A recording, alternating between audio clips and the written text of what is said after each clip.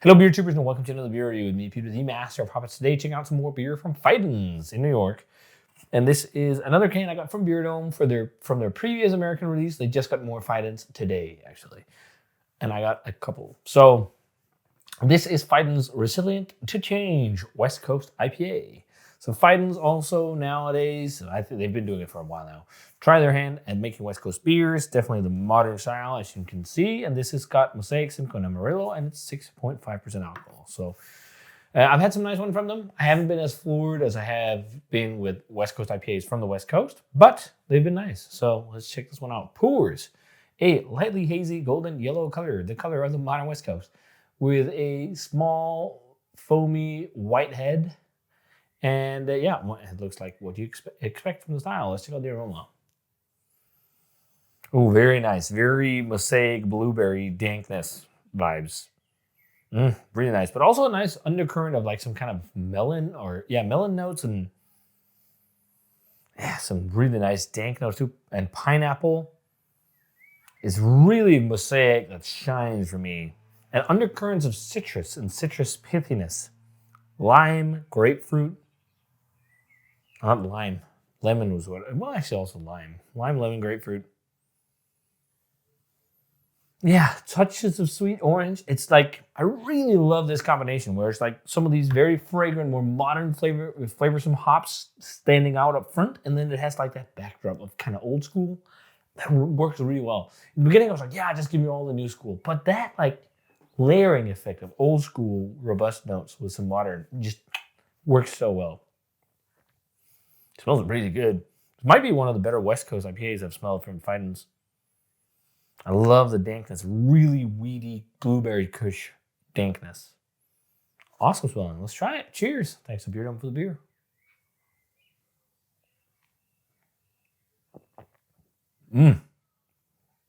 Yeah, this is definitely one of the better West Coasts I've had from these guys in a while. I would love it to be a bit more bitter. Nah, it's actually not too bad. The thing is, like a lot of people, this is the critique you hear all the time with modern West Coast. Like, it's not bitter enough. It needs more IBUs. All this. And modern West Coast, a lot of beers actually have quite high IBUs, but the processes when you make them seem less bitter. A lot of them actually have quite high IBUs and are pushed fairly high, but because the base beer is so clean and the bitterness is really clean and it's layered to also emphasize the really fruity hop flavor, and I've said this countless times, then the beers taste less bitter.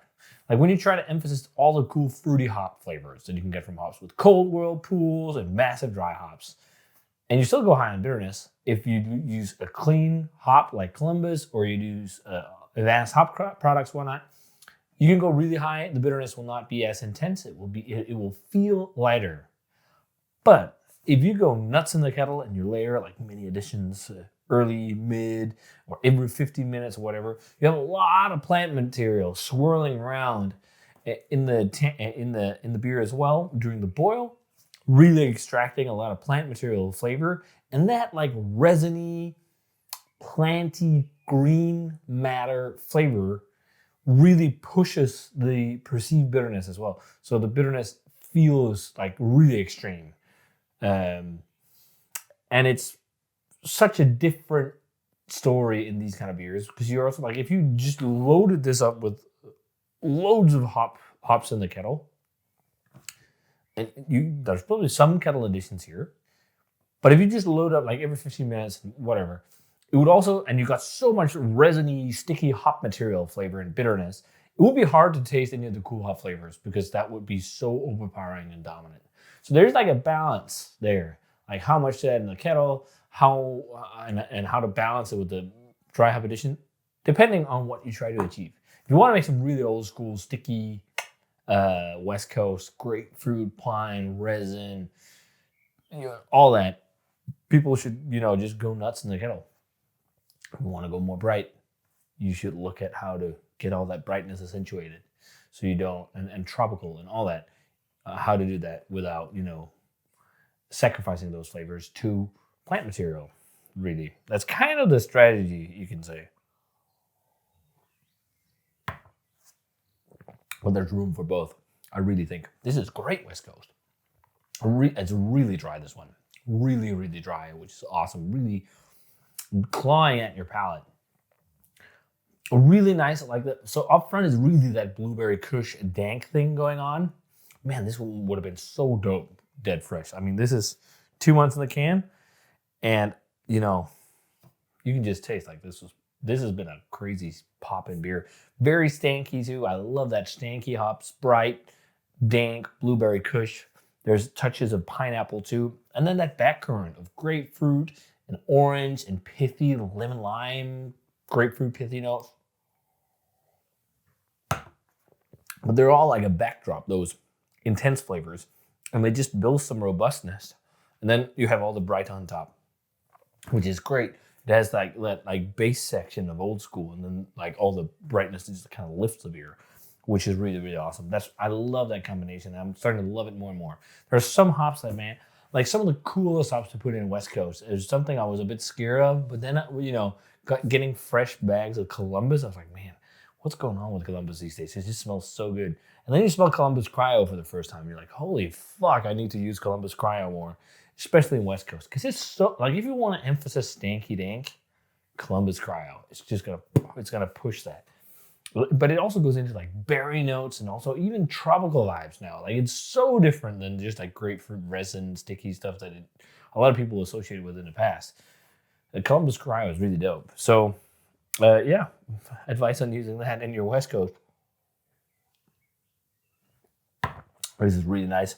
I'm sure if this was just like around that month territory, I would go ham for this. I would be close to calling it world class, or maybe I think maybe I would be calling this world class if I had it fresher. I love this stanky, bright profile paired with the old school. So dope to see Fidens wrangle this really fucking well. Grade maybe 93, 94. It's really great West Coast. It's got that stank that I love. On my final West Coast for a while, but we organized something. So soon, and maybe you'll see those videos before this because I have a massive back catalog. We'll be getting some fresh Shred and Ghost Town over. Oh, I can't wait to drink their beer again. Because Shred just had their anniversary. I wanted to try the anniversary beers. So we got the train rolling.